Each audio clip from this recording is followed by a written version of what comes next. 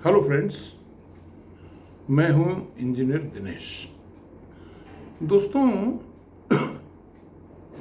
1970 में या 1973 में 1973 में जर्मनी के एक लेखक और विचारक थे E.F. शूमेकर। तो उन्होंने एक पुस्तक लिखी, स्मॉल इज ब्यूटीफुल। उसमें इंडस्ट्रियलाइजेशन का दौर काफ़ी कैपिटलिज्म का आगे बढ़ चुका था। तो उन्होंने ये पॉइंट आउट करना चाहा कि ये जो औद्योगिकरण की रफ्तार है कैपिटलिज्म की प्रोडक्शन की, ये शायद मानवीय मूल्यों को तिरस्कृत कर रही है।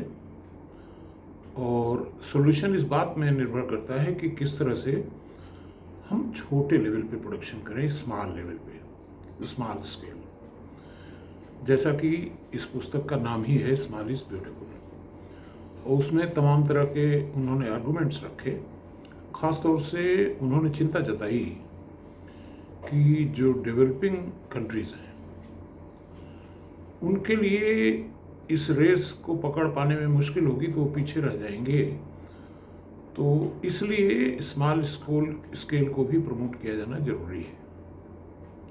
और उन्होंने बात की सस्टेनेबल डेवलपमेंट की, कि जिस प्रकार से हम फॉसिल फ्यूल का दोहन कर रहे हैं, तो अल्टीमेटली एक तो हमारे फॉसिल फ्यूल्स डिप्लीट होंगे और दूसरी तरफ हमारा पर्यावरण भी दूषित होगा।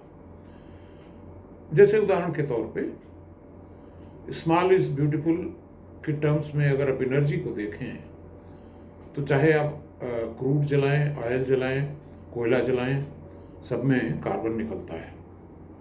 और बड़े स्केल पे हम जला रहे हैं, बड़े बड़े थर्मल पावर प्लांट्स बना रहे हैं। तो क्या इसका सोल्यूशन ये नहीं हो सकता कि हर घर की छत पे एक सोलर प्लांट लग जाए, जिससे छोटे छोटे पावर प्लांट्स बन जाएं, जिससे हमारे घर की बिजली की आपूर्ति हम स्वयं अपने आप करने लगे, जिसको कहते हैं प्रोज्यूमर इकोनॉमिक्स। खुद ही पैदा करो, खुद ही खाओ। तो चूंकि हम इस चैनल पे किसी भी विचार को पकड़ के बैठ नहीं जाते, लकीर के फकीर नहीं है। देखिए, औद्योगिकरण तेजी से चल रहा है और अब तो रोबोट्स के बाद अब आर्टिफिशियल इंटेलिजेंस भी आ रहे हैं, ऑटोमेशन के बाद। तो एक तरफ ये रेस चल रही है। तो हमें इस बारे में सोचना होगा कि how can we make small within big is beautiful.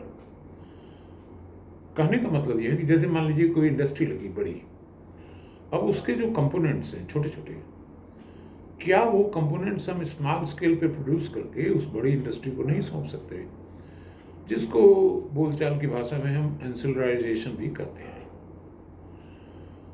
तो इससे भी एक कदम आगे बढ़ के मैं बात कर रहा हूं कि क्या ऐसा संभव नहीं है कि प्रोडक्शन की एक स्टेज बड़ी इंडस्ट्री में हो, दूसरी स्टेज उससे छोटी में आए, तीसरी और छोटी में आ जाए। और इसका एक मैं उदाहरण भी आपको देना चाहता हूँ केस स्टडी के रूप में। देखिए, ये जो टी शर्ट मैंने पहन रखी है, इस पे NCL अगर आप देख सकते हो, NCL इंडस्ट्रीज साउथ की एक कंपनी है। तो इनका एक सेगमेंट है, ये स्टील विंडोज बनाते हैं। स्टील विंडोज में करते क्या है ये कि स्टील की शीट मेटल की कॉयल ले करके उससे स्टील के वेरियस कंपोनेंट्स जो होते हैं विंडो के, जैसे उसका शटर हो गया, उसका फ्रेम हो गया, इसकी वो रोलिंग करते हैं। शीट मेटल से जो प्रोफाइल है उसकी विंडो की, डिफरेंट चीज़ों की, जैसे शटर हो गया और फ्रेम हो गया, तो उसको रोल करके बनाते हैं हैदराबाद में। और उसके बाद वो लेंस आती हैं अलग अलग प्लांट्स में जो NCL ही ओन करती है, जिसमें उनकी कटिंग की जाती है depending on the size of the window. देखिए, यहाँ पे एक बड़ा मैं कहूँगा कि कमी है हमारे आर्किटेक्ट्स और सिविल इंजीनियर्स की, कि हम अपनी डोर और विंडो की एक साइज़ में स्टैंडर्डाइजेशन नहीं करते। इसलिए होता यह है कि डिमांड के अनुसार अलग अलग साइज़ की विंडो एनसीएल के अलग अलग प्लांट में कटती हैं। अब कटने के बाद वहाँ असेंबल नहीं होती, क्योंकि अगर आपने असेंबल कर दिया तो बहुत सारा स्पेस वो घेरेगी। अब ये जो कट करके विंडो प्रोफाइल बनी विंडो की साइज के हिसाब से, वो आ जाती है इनके डीलर्स के पास, जो सैकड़ों की तादाद में इंडिया में फैले हुए हैं।